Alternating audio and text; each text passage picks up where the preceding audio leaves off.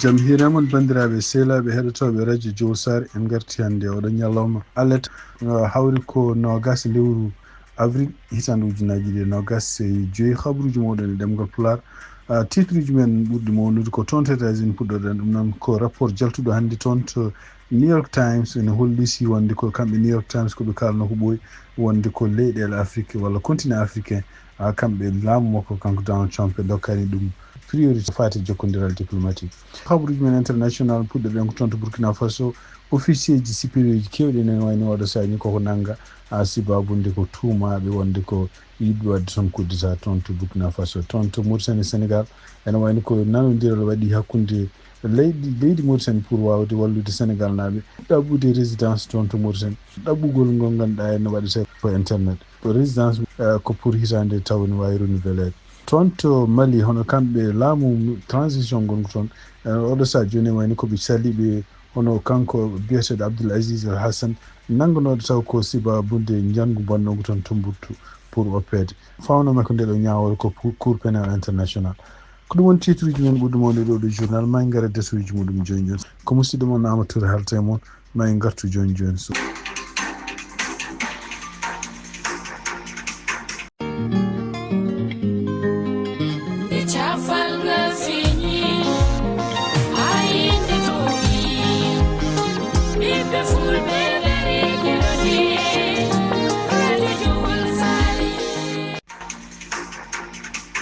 habruji men États-Unis puɗɗoɗen ko toon to Washington ɗum noon e tugnade hannde kadi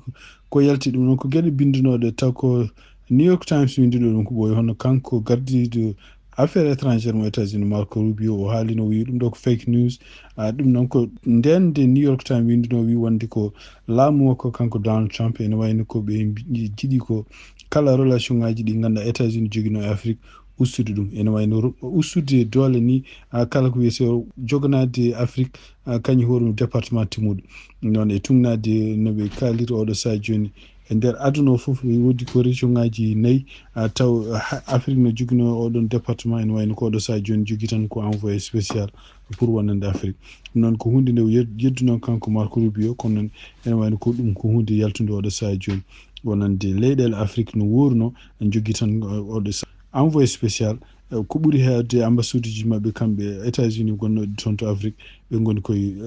koye peeje ustude ɗum walla ustude yimɓe liggotoɓe ɗon ɗum no firti wonde koye oɗo saha joni kamɓe États-Unis ɓe jaɓani wonde ko Afrique ni foti rokkede priorité pour jokkodiral diplomatique hakkude leyɗele Afrique e kamɓe États-Unis to Washington hono kanko sénateur jeeyaɗo toon to Maryland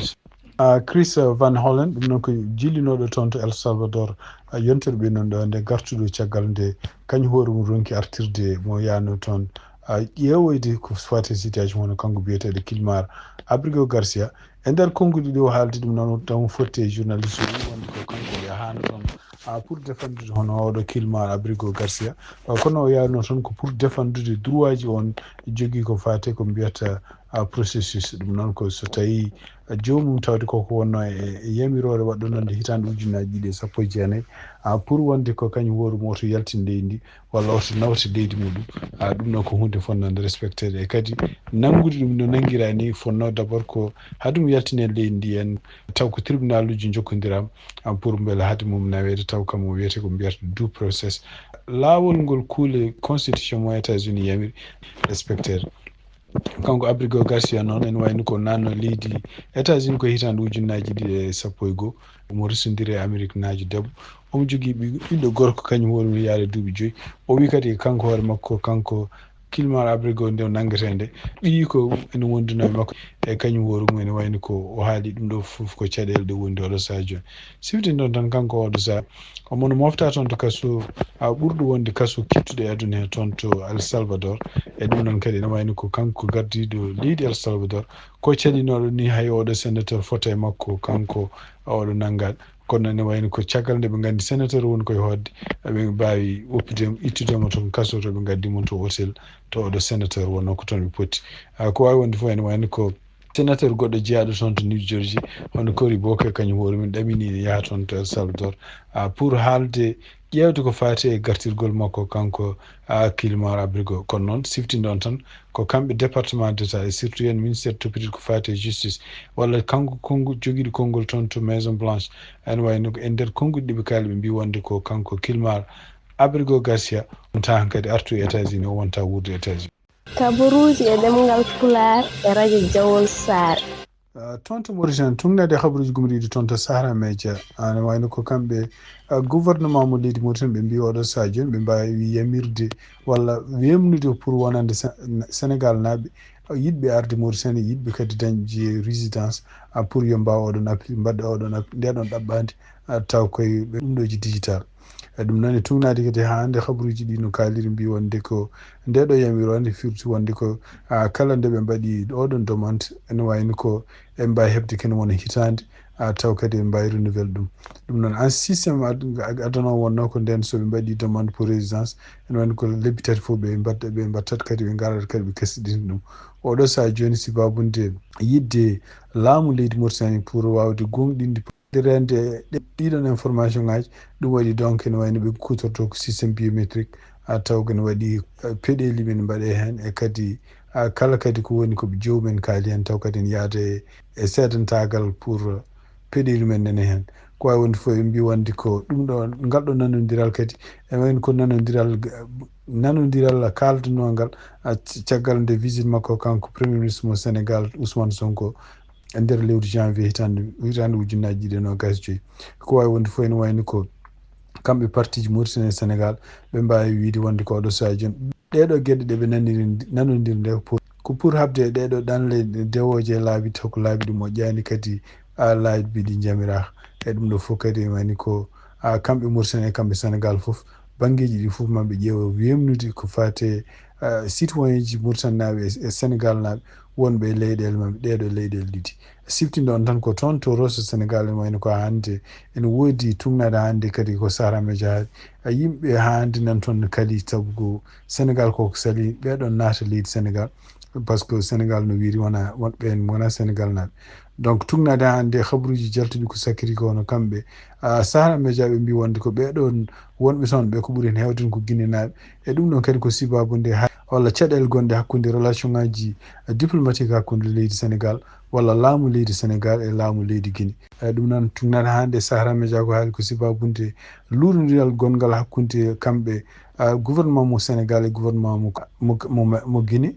ene wayno ko sibabunde ɗum ɗon yimɓe maɓɓe yimɓe hewɓe taw ko Guinée naaɓe taw ko ala ko nawi ɗumen ɗiɗo laamuji nen bloqué toon to frontiére hakkude Mauritanie e Sénégal ɗum noon ko toon to Rosso siftinde on tan ko kamɓe Sénégal ngol ɗo woni lawol maɓɓe gaddunol ko tina kam ene haale wiye wonde koɓe calima jaɓɓade yimɓe ruflteɓe itteteɓe leyɗele goɗɗe nanne leydi maɓɓe donc tungnade hande ambassade Guinée ko haali wi wonde ko ɓe mbawino yamirde wonde ko kene wona temme tati e nogas jeeɗiɗi neɗɗo taw ko yimɓe rufulaɓe toon to Mauritanie yo gartir toon to Guinée e nder ɓeɗon teme tati e nogas jeeɗiɗi neɗɗo hen teme ɗiɗi e nogas joyyi goni ko bloqué toon to Rosso Sénégal e ɗum noon ko woni ko banggue Mauritanie hen temedere e yimɓe ɗiɗo tacci maayo ngo goni ko déjà ko Rosso Sénégal tungnade hande article o hono kamɓe leydi Sénégal waɗiɓe salade jaɓɓade yimɓe waɗɓe taw wona Sénégal naaɓe leydi maɓɓe ɗum ɗo fof ko habde fraude documentaire baɗo toon hono Guinée naaɓe wonɓe toon to Sénégal ɓe mbawi luwde bisuji ɗum noon ko ittude toon yimɓe maɓɓe wonɓe toon bloqué ɓe toon to frontiére Mauritanie e Sénégal e so tawi nanɗe ɗumen leydi Sénégal ɗum noon so tawi leydi Sénégal jaaɓi ɓe naata e nder leydi ndi ko wawi wonde fof ene wayno ko won groupe goɗɗo kadi gummiɗo toon to Nouakchott ɗum noon ko ñande aljuma ɓen ɗo oɗon groupe ene wiye kene wona ene waɗi temedde jeeɗiɗi neɗɗo ɓeɗo fof ene wayno kadi ko Guinée naaɓe ngari toon to wuuro Rosso Mauritanie pour yidde taccinede toon to Sénégal toon to Burkina Faso tungnade ko radio France international habri hono laamu kanko capitaine Ibrahima Traoré ene wayno ɓe nangi militaire uji kewɗi ɗum noon taw ko officier ji supérieur ɓeɗon kadi ko tuumaɓe e tungnade hande article ko haali ko jinno ko wadde coup d'état ɗum noon ene tungnade hande article o no wiiri hono kanko Frédéric wedrago ɗum noon ko kanko wonno commandant bataillon justice militaire omo jeeya e ɓeɗon yimɓe naggaɓe ɗum noon cugnade hannde article o wi wonde ko wonno ko kanko hoore makko ankidde mayde par balle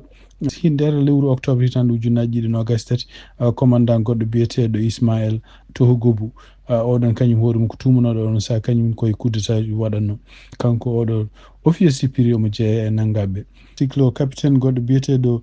capitaine Élysée Tassem Bedo kañum hoore mum biyeteɗo toujours ko kañum woni libérateur Seba kañum wonno commandant mbiyata groupement des forces de sécurisation du secteur nord ene wayno kañum hoore mum nanggama toon to Ouagadougou wonno toon to Ouagadougou noon batu wonno toon to état major taw ko nguɗon batu kadi koɓe kalanno hen ko sac tagato ko tungnade hannde habaruji gumri toon tungnade kadi correspondant mabɓe kamɓe radio france international ene wayno ko kanko Ibrahima Traoré kala ɓeɗo tuumaɓe naggaɓe oɗo saha joni o lomtini ɗumen par yimɓeɓe o hooli tugui tan kanko Ibrahima Traoré ko heeɓi laamu ko hen ko limite kudditaji walla ko limite yimɓe yiɗɓe wadde toon kudditaji ɓe mbawa limede ɗum noon ene wayno ko wawi wonde capitaine Ibrahima Traoré gardiɗo leydi Burkina Faso oɗo omono continue taw wadde développement ji walla wadde waylude leydi ndi e tungnade kadi ko mbiyata modèle taw ko Afrique wasa dépendade e leyɗele Europe toon to Palestine tungnade kadi journal Al Jazeera ɓe mbi wonde ko dadiɓe Israël walla avion ngaji Israël ani wayno mbari hannde ken wona 34 neɗɗo taw ko toon to Gaza e ɗum noon kadi ɓe mbari kadi yimɓe ɗiɗo toon to Liban ɗum noon kadi ene wayno ko tungnade hannde Al Jazeera ko haali mbi wonde ko hono kamɓe américain ji avion ngaji maɓɓe kadi bombi marché populaire gonnoɗo toon to Yemen mbari hen ken wona 12 neɗɗo donc kamɓe croix rouge mo Palestine ɓe mbi wonde ko oɗo saha joni eɓe caali enquête mo Israël naɓe mbanno caggal nde mbari ken wona 15 neɗɗo yimɓe liggotonoɓe e toon to ko service aji santé ɓe mbi kamɓe koye maɓɓe ɓe jiiɗi ko enquête o waɗe taw ko enquête o joni waɗoɓe ɗum ɓe taw ko yimɓe indépendant taw kadi ardiɗo mo Nations Unies toon to Gaza hande tungnade ministére toppitiɗo ko fati cellal ɓe mbi wonde ko oɗo saha joni limore mabɓe pour mayɓe Palestine naɓe tugui haade nde fuɗɗinde toon guila octobre hitande ujunnaji ɗiɗi nogas tati yettima joni 51 ujunere temedde ɗiɗi yimɓe neɗɗo goto toon to Bamako tumnade kadi habaruji gumriɗo toon to radio France international walla correspondant mabɓe ɓe mbi wonde ko hono kamɓe leydi Mali walla laamu transition gongu toon ɓe mbi oɗo saha joni eɓe lundi walla eɓe caali wonde ko hono oɗo en Abdoul Aziz Al Hassan naggaɗo sibabude bonandeji terrorisme bannoɗi toon to Tombouctou ɗum noon koye kitali ujunnaji 212 ha ujunnaji 13 pour ñagade ɗum yo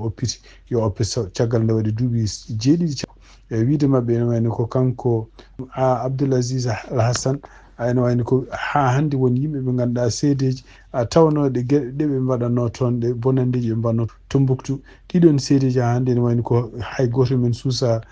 jogade liberté en wurde gurdam mum saabu hulde hotoɓe jani muɗum donc to tungnade hande cour pénal international koɓe kaali ɓe mbi wonde ko kanko Abdoul Aziz Al Hassan ene wayno o windi lettre nde o wi kadi ene wayno ko omo yafni yimɓe ɓe ganduɗa en kañumen koye men foof lebtinoma toon e jangol mabɓe toon to Tombouctou kanko hoore makko omo yafni ɗumen o wi kadi ko goto foof ne jogui droit e heb moftede walla renede e goto foof kadi ne jogui droit rewde diine mo yiiɗi foof ɗum noon taw kadi ala poɗɗo tampinde ɗum ɗum noon o wi wonde ko kanko hoore makko woni ko omo yafni yimɓe wonɓe toon to Tombouctou foof donc o wi wonde ko caggal nde o soka ɗiɗo duuɓi jeeɗiɗi caggal kadi kanko hoore makko nde o tini ɓii ko debbo maayi caggal makko e nder lettere mo windi kanko Abdoul Aziz Al Hassan o wi wonde ko o haali hen kadi gueɗe caɗele ɗe jogino e nden nde ñawete nde o haali hen kadi kulol makko ngol continue jogade oɗo saha joni sababude famille makko gonɗo caggal e surtout henna kadi e sunade makko caggal ɓii ko debbo cankiɗo pendant ko hoore makko mo soka o wi ɗum ɗo foof ko gueɗe ɗe ganduɗa henna omo yiiɗi peetawde waɗi duuɓi jeeɗiɗi o yamirno tan yo sokke duuɓi sappo ɗum noon e wiide Mali kamɓe Mali naɓe ene wayno ɓe ñaayimo déjà komo foti warede donc kadi e gartugol makko woppitede mo oɗo saha joni ɗum noon ko hawne ko ɓeydata kadi ko fitinaji toon to Tombouctou saabu surtout guila o soka ha ɗo ɓe gonɗo henna yimɓe ɓe ganduɗa ɓe o renduno combat nen continue hande ne mbaɗa bunyankagal toon to Mali et surtout diwan mo kamɓe yimɓe mabɓe goni e tungnade hande ko radio France international siftini hono kanko Abdoul Aziz Al Hassan eno nden no nangata nde ko groupe biyeteɗo ansar addin ɗum no wayno ko oɗon groupe kadi ko kañumen jantodirno hen e groupe goɗɗo alqaida toon to Maroc toon to maghreb islamique pour yande Tombouctou. Donc nguɗon janngu wonno ko tuggi avril hitande ujunnaji ɗi sappo e ɗiɗi ha janvier hitande ujunnaji ɗiɗi e sappo e tati toon to Tombouctou. Ha hande toon to El Salvador tugnade habaruji bindaɗi toon to journal biyete BBC ene wayno ko kanko gardiɗo leydi El Salvador o wi wonde ko ene wayno o uddisi junggo makko pour wiide wonde ko omo wostodira e Venezuela ɓe prisonnier ji wonɓe leydi makko neldi ɗum toon to Venezuela donc heɓtude yimɓe El Salvador naɓe nangaɓe toon to Venezuela e nder ko wi wonde ko omo pari neldude kene wona 150 Venezuela naɓe ɗum noon ko yimɓe ittaɓe toon to États-Unis moftaɓe e leydi makko ɗum noon so tawi Venezuela kañum hoore mum ne wawi oppude yimɓe fodɓe noon ɓe nanggui taw ko yimɓe mabɓe kamɓe El Salvador nangaɓe toon to Venezuela. Kanko Nayib Bukele noon o wi wonde ko ngal ɗo langal ko huccini ɗum kono hono leydi gardiɗo leydi Venezuela hono Nicolas Maduro e ɗum noon kadi o posti ɗum koye poste makko social media. Hande e wiide makko kanko Nayib Bukele o wi wonde ko ɓuuri hewde yimɓe Venezuela naɓe nangaɓe walla ittaɓe États-Unis moftaɓe to leydi makko ko yimɓe ɓe ganduɗa en waɗɓe crime aji kewɗi surtout crime aji ƴeeɓade yimɓe walla warde yimɓe kono e wayno ko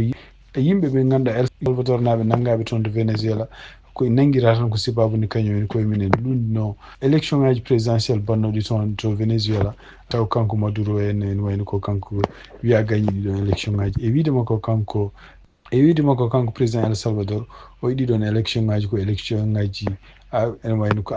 aduna o fof ne sali ɗum e nder jaabol mabɓe kamɓe Venezuela ɓe mbi wonde ko oɗo saha joni kamɓe ɓe ngala prisonnier politique goto e nder jaabol makko kadi kanko Bukele o wi wonde ko o yiɗi ko ɗaɓɓude pour wonde ko ene wayno ko yurmade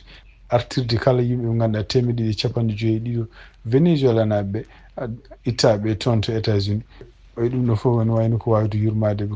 sibabunde haqqillemade e nder kaddi lettre ko haali ko kanko Bukele kadi o haali hen prisonnier ji kewɗi ma won 50 neɗɗo taw ene jeeya hen taw ko yimɓe ganduɗa Amérique naɓe sokaɓe toon to Venezuela ko wawi wonde fof ala taw jaɓodiral gongal hakkude Venezuela e El Salvador pour ko fati wostodirde ɗiɗo prisonnier ji. bandiraɓe sehlaɓe heɗotoɓe radio Jowol Sare ko ɗum wonno habaruji min jogani on hannde e oɗo ñalawma alet nogas lewru avril hitande ujunnaji ɗiɗi e nogas e joyi yen mbaale jaam ha janggo kadi so tawi Allah jaaɓi on jarama.